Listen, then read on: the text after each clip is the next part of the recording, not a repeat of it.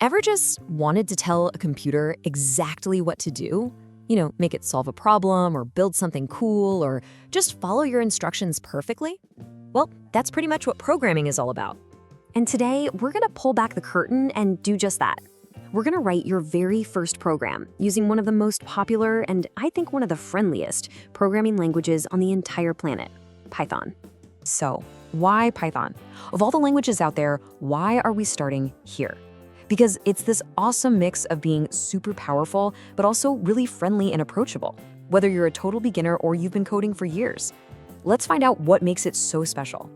Okay, so what is Python really? It was created way back in 1991, and the whole idea behind it was simple. Code should be easy for humans to read. And when you hear high-level language, all that means is that it looks more like English than it does a bunch of ones and zeros. That makes it way easier for us to write and, more importantly, to understand. And this is why so many people love it. First off, it's completely free to download and use, which is always a great start. It's also portable, which means a program you write on a Windows PC will work just fine on a Mac. And it's really powerful. It has some advanced tricks up its sleeve, like dynamic typing, which we'll get to in a sec.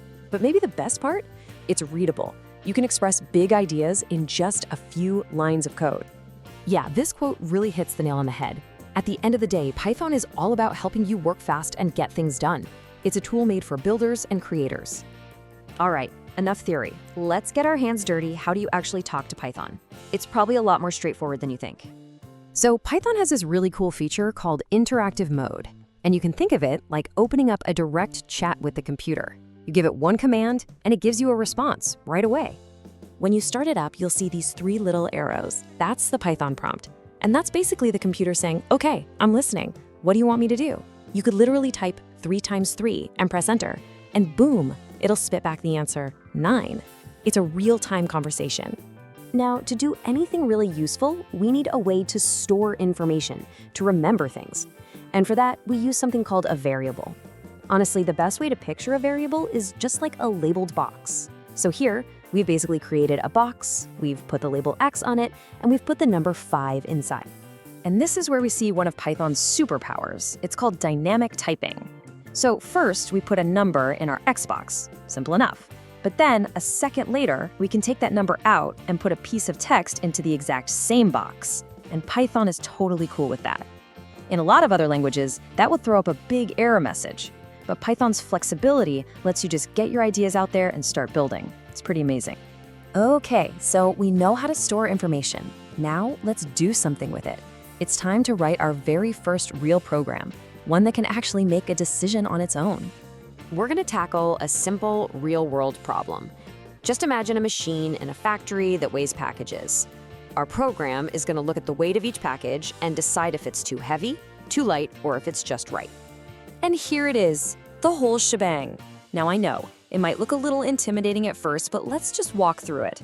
That first line is just a simple calculation.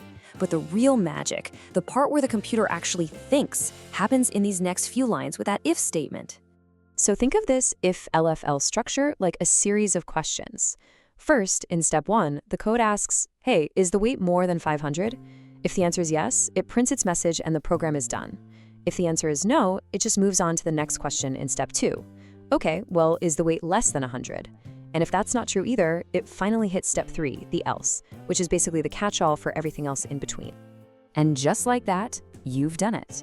You've taught a computer how to make a decision. That is a huge step in programming. But believe me, it is just the beginning.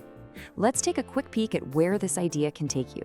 So what if you had to check 1,000 packages, not just one? You're not going to run the program 1,000 times, right? Of course not. That's where loops come in. They are a way to tell the computer, hey, do this task over and over and over again all by itself. There are a couple main types. A while loop basically says, keep doing this as long as this one condition is true. A for loop, on the other hand, says, do this for every single item on my list. Both are incredibly powerful ways to automate things. Now, here's maybe the best part of all. You don't have to build everything from scratch. Python has these things called modules, which are basically toolkits of pre-written code.